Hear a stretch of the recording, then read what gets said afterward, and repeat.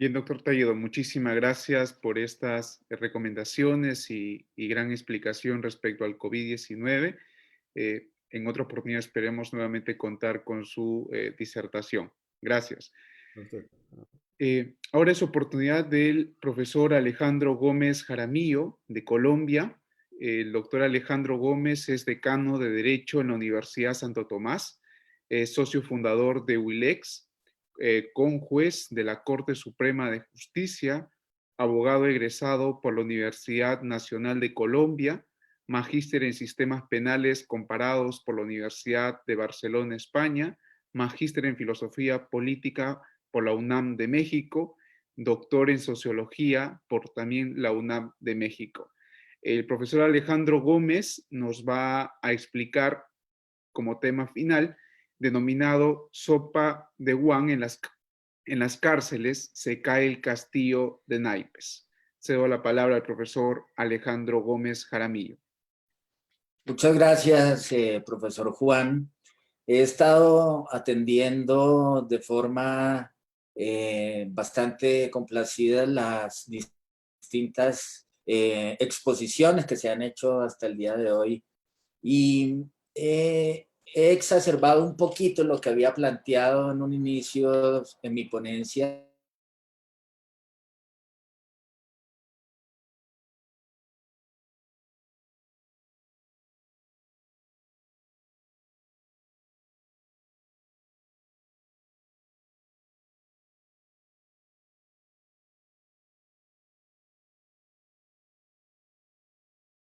Perspectiva de los modelos constitucionales, sino fundamentalmente desde la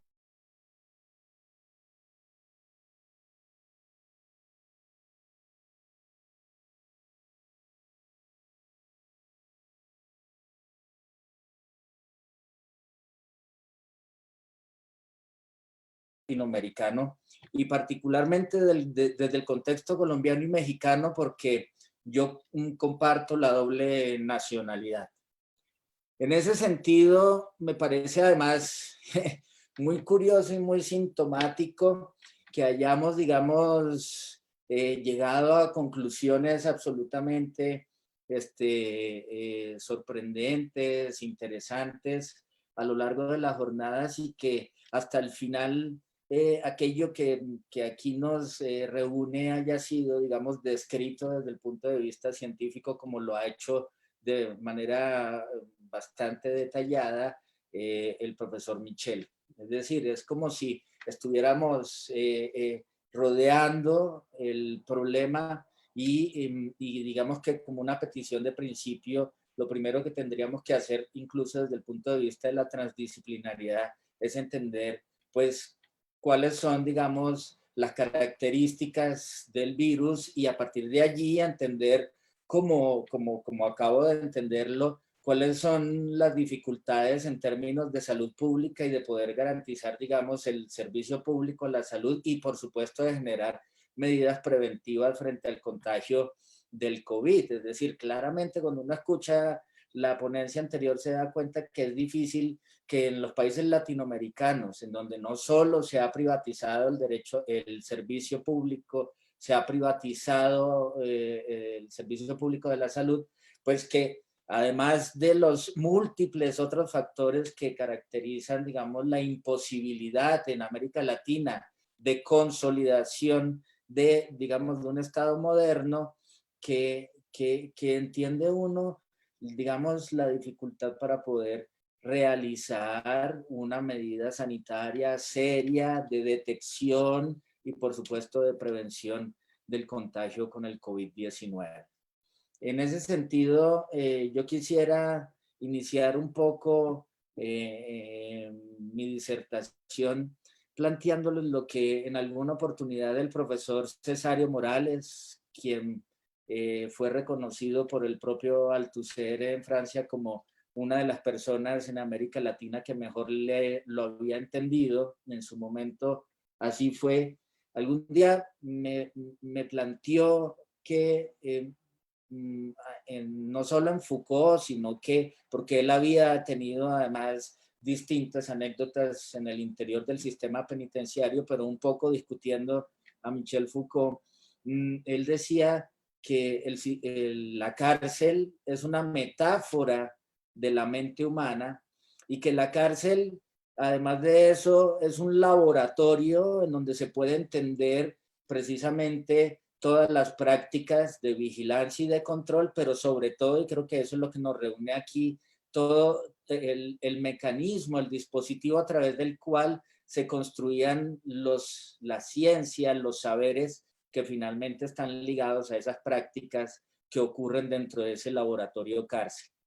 Y finalmente, pues la gran conclusión de Foucault, y que comparto y digamos está a lo largo de esta ponencia, es que, pues que lo que ocurre en la prisión como un invento propio de la modernidad, a la que llama Michel Foucault sociedades de la disciplina, es la masificación de eso que ocurre dentro de la prisión como vigilancia a través del panóptico y la creación de un nuevo tipo de sociedad.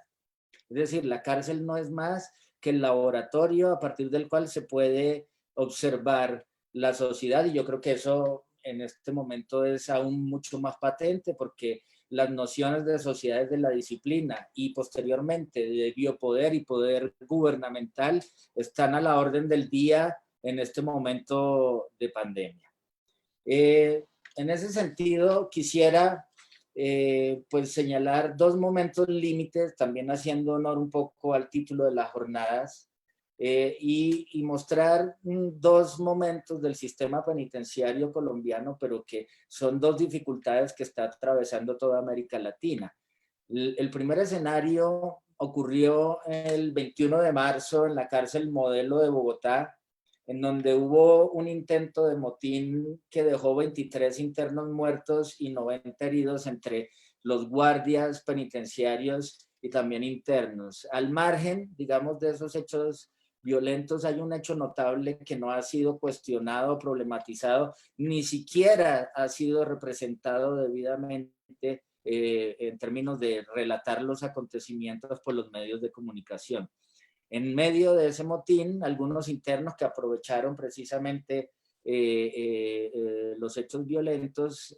intentaron escapar de la prisión por el techo de la misma y desde la garita que estaba lejos de donde ellos estaban, pero en donde hay armas que permiten ese alcance, se disparó a estas personas privadas de la libertad, acabando con su vida. El otro escenario que quisiera plantear también dentro del sistema penitenciario y que es algo que, digamos, es un escenario que he ido planteando en las últimas semanas de una forma muy constante, es la ocurrencia, la existencia de la imposibilidad de no solo de hacer efectivas las medidas ordinarias dentro del derecho penal ordinario para la concesión de beneficios como la prisión domiciliaria en el caso de personas privadas de la libertad que padecen graves enfermedades, sino que tampoco ha sido posible la aplicación de las medidas transitorias excepcionales que el gobierno nacional ha creado a través del decreto 546 de abril. Y se trata de un caso, me parece muy paradigmático, de un enfermo de esclerosis lateral amiotrófica condenado por un delito que no reviste ninguna gravedad, a quien en distintas oportunidades se le ha negado por la vía del derecho ordinario, pero también por la vía de la excepcionalidad del decreto en mención, se le ha negado la concesión de la prisión domiciliaria, a pesar de que la esclerosis lateral amiotrófica suele avanzar rápidamente y anula el movimiento de los músculos hasta incluso culminar anulando la deglución, y por supuesto que eso implica, entre otras cosas, graves afecciones dentro del sistema respiratorio. Es decir, a pesar de el inminente peligro que ya implica un deterioro en salud, es decir, una vulneración al derecho a la salud, existe el grave peligro de muerte. No ha sido posible que se conceda, a pesar de las medidas de emergencia, la prisión domiciliaria. En ambos casos creo que estamos en situaciones límites desde el punto de vista constitucional.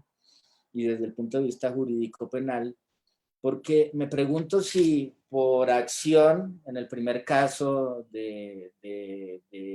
motín de las personas privadas de la libertad en la cárcel La Modelo, o en el segundo caso por omisión, se puede obligar a las personas privadas de la libertad a soportar la interrupción de derechos como la salud, que en conexión con la vida se convierte en un derecho fundamental, y en estos casos paradigmáticos que produce la crisis, si ellos están obligados a soportar el grave riesgo de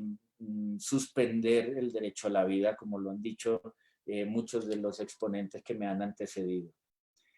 Curiosamente, frente a estos acontecimientos que he narrado,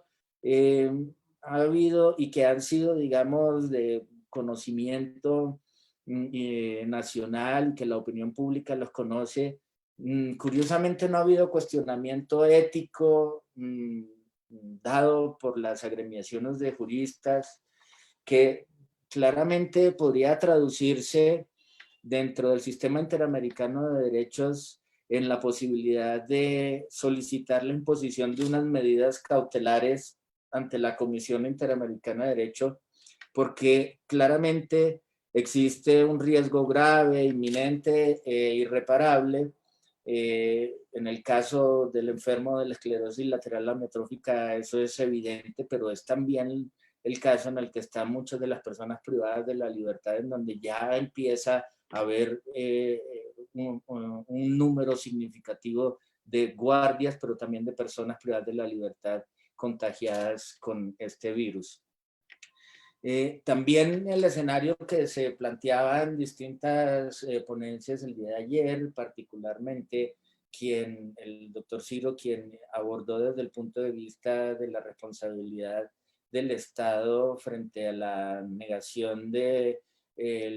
servicio público y el derecho a la salud, pero en este caso de las personas privadas de la libertad, claramente en ese mismo escenario existiría una responsabilidad del Estado. No quisiera ni siquiera ahondar en por qué no se han difundido e iniciado las investigaciones y posibles sanciones disciplinarias, y diría yo incluso de carácter penal, por aquellos que han negado, sin seguir los protocolos, ponderando la seguridad y colocándola por encima del derecho de la vida de las personas privadas de la libertad, han negado los derechos fundamentales de las personas privadas de la libertad. Ni siquiera ha habido un cuestionamiento moral, porque ocurre con los presos que son considerados pseudopersonas, pseudociudadanos, infrahumanos, y esta es una especie de técnica de neutralización de los valores hegemónicos, al despojar esos valores hegemónicos de su verdadero significado a través de despojar la calidad de víctima que pueda tener una persona privada de la libertad por el hecho de haber cometido un delito. Pero más allá de ello, me parece que estas situaciones límite nos someten a una reflexión mayor. En el momento límite de la crisis, cuando se rompe con la normalidad, irrumpe el Estado autoritario. La crisis entonces se está funcionalizando bajo la lógica del miedo, y los ciudadanos hemos aceptado el resurgimiento del Estado autoritario. Pero surge una gran paradoja. Pareciera que el liberalismo no ha podido controlar eficazmente la pandemia, en cambio el autoritarismo sí. Por lo menos es eso lo que ha expresado Byung-Chul Han, que yo creo que es el filósofo hasta ahora más citado en las presentes jornadas, en el artículo que precisamente da título a esta ponencia, el libro que se llama Sopa de Wuhan, y dentro de ese libro Byung-Chul Han escribe un artículo cuyo título es La emergencia viral y el mundo del mañana, y que en el que Byung-Chul Han señala que Asia tiene mejor controlada la pandemia que Europa. Que los estados asiáticos como Japón, como China, como Taiwán, como Singapur, tienen una mentalidad autoritaria que viene de esa tradición cultural confucionista, budista y taoísta, en la que existe una cosmovisión más clara del control y del autocontrol. En cambio, en Europa, dice Byung-Chul Han, impera una sociedad ilimitadamente permisiva, en la que hay, como ayer lo resaltaron distintos autores, pero sobre todo aquel que trató de, digamos, de problematizar y de leer la crisis a través del concepto del propio Byung-Chul Han de la sociedad del cansancio, en donde claramente, y eso lo recuerda Byung-Chul Han en este artículo, se hace una crítica a la sociedad liberal europea, porque se trata de una sociedad en la que hay un exceso de gasto, de rendimiento, de consumo, de producción, y en donde el ser humano se impone a sí mismo ese ritmo sin que haya un dispositivo estatal o sin que exista un régimen laboral que se le imponga desde afuera, sino que es autoimpuesto por el propio sujeto. Dice Byung-Chul Han que mientras entre los asiáticos opera un colectivismo como sociedad, entre los europeos lo que impera es el individualismo. Y así en los modelos más liberales el Estado no está por encima de los derechos individuales. Dice este autor coreano que en China no existe una conciencia, por ejemplo, y en Corea son claras las noticias de cómo la pandemia se controla a través de la vigilancia digital y la vigilancia electrónica, a través de cámaras con reconocimiento facial, de lectura de temperatura, a través de las comunicaciones que las personas que han sido contagiadas han sostenido con otras personas, y cómo esa vigilancia digital es la que, incluso lo admite aquí el filósofo coreano, ha permitido un control eficaz de la pandemia, cosa que dice él no existe en Europa. En ese mismo libro, Sopa de Wuhan, me parece muy sintomática la posición de otro de los filósofos, digamos, por lo menos más famosos que participan dentro de la obra colectiva, que es Giorgio Agamben. Y en ese, digamos, artículo se entrevé una sensibilidad muy personal de Giorgio Agamben y un resentimiento, digámoslo, muy personal ante las medidas de confinamiento en Italia para controlar la epidemia. Y en ese sentido trae a colación lo que ha sido, digamos, su postura de filosofía, yo diría que de filosofía del derecho del estado de excepción, señalando que las medidas de contención y de aislamiento que son de excepción terminarán legitimando estados autoritarios que terminarán por normalizar lo que es excepcional. Es decir, lo excepcional terminará normalizado e incluso terminará convertido en constitución. Decía que era una posición muy sintomática la de Giorgio Agamben, porque lo que deja entrever es una reacción hiperliberal, independientemente además de los desafortunados argumentos que utiliza para restarle gravedad al potencial lesivo del COVID-19. En ambos casos, en el de Byung-Chul Han y en el de Giorgio Agamben, encontramos una advertencia frente al advenimiento o resurgimiento de los estados autoritarios. En contraste con ello, en Sopa de Wuhan, Slavoj Zizek avisora más bien una transformación positiva que un poco también señalaba el profesor Álvaro Moreno en su ponencia.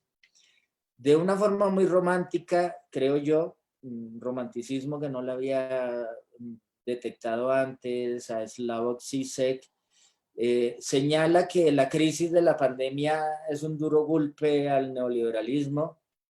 y que ese duro golpe, que además él asemeja con el golpe que da Kill Bill en el capítulo 2 a su archienemigo, y cómo ese golpe es letal, es decir, lo que está diciendo Zizek es que es un duro golpe, un golpe letal al neoliberalismo, y que se abre la posibilidad de transformar la sociedad hacia la creación de un sistema de salud pública universal, lo cual sería, digamos, el núcleo básico del resurgimiento de, digámoslo así, de un Estado social. Es imposible, decía al comienzo de estas palabras, olvidar en este momento los valiosos aportes de Michel Foucault, de quien me gustaría hablar en extenso, pero por supuesto no puedo hacerlo en este contexto, pero para quien la génesis de las sociedades disciplinarias inició, y de allí su método genealógico, y de allí un sinnúmero de archivos que trae a colación a través de el registro y el control de las pestes en Europa. Es decir, la sociedad actual que tenemos, la sociedad de la vigilancia, la sociedad de la disciplina, surgen unas prácticas de registro y de control a las pestes en Europa. De la misma manera, allí surgen los discursos científicos sobre las enfermedades, sobre todo las enfermedades contagiosas, y sobre todo sobre la anormalidad, que aplica tanto para un virus como esos discursos de anormalidad científico, como por la noción de criminalidad que está inmersa dentro del sistema penal. Es decir, nos está alertando en ese origen de la sociedad disciplinaria, nos está alertando sobre el surgimiento de un discurso científico que en realidad es un discurso saber-poder, que crea parámetros de normalidad y anormalidad, y por ello es capaz de crear subjetividades.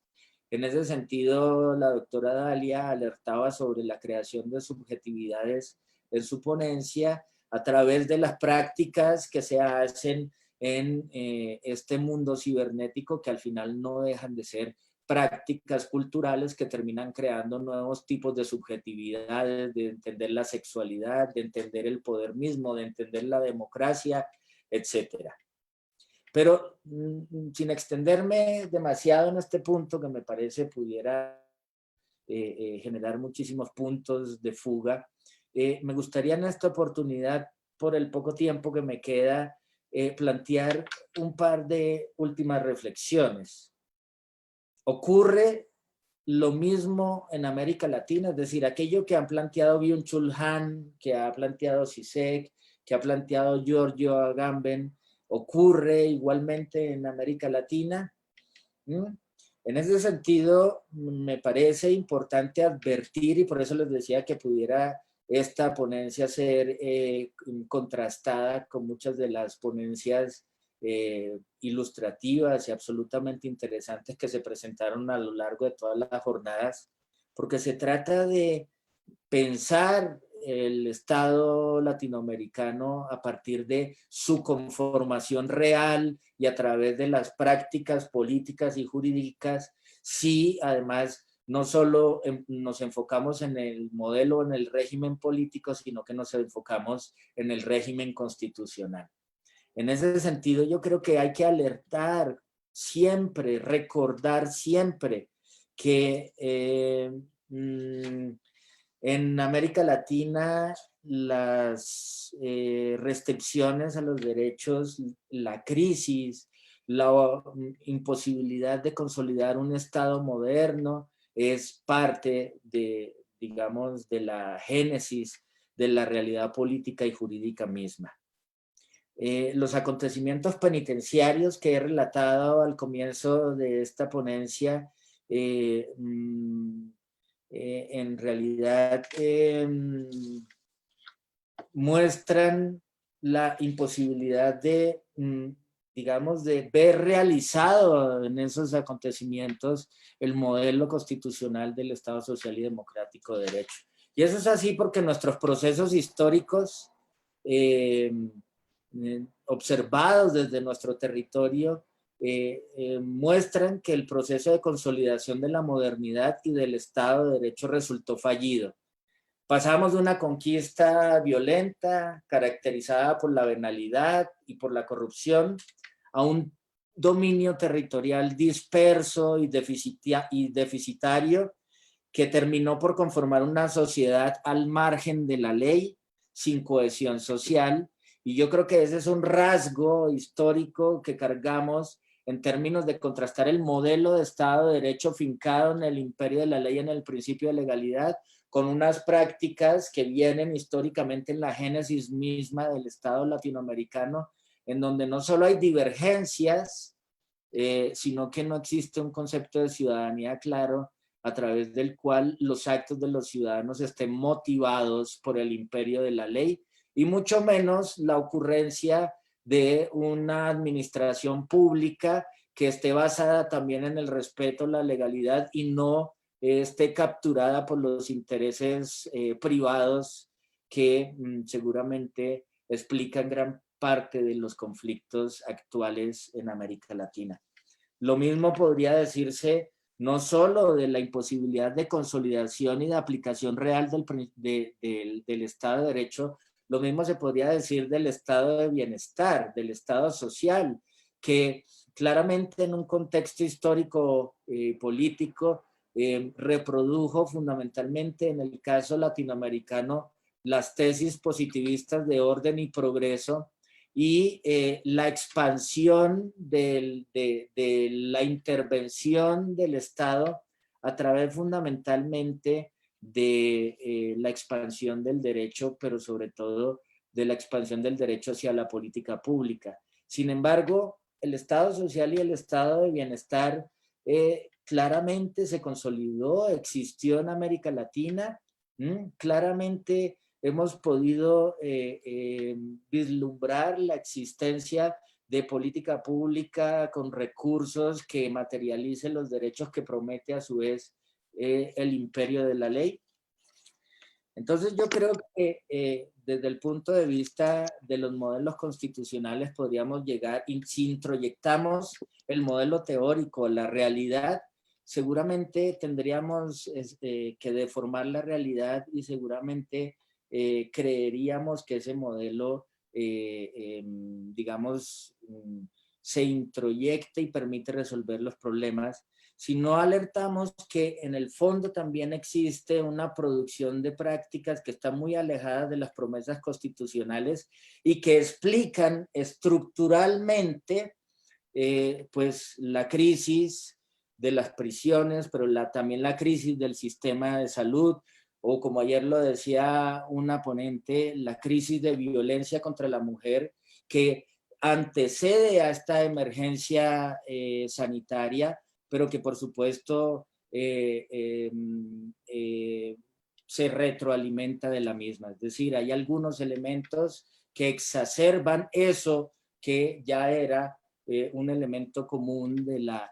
conflictividad digamos, del contexto latinoamericano. Seguramente me he quedado corto en muchas de las posibles afirmaciones que he lanzado al aire, pero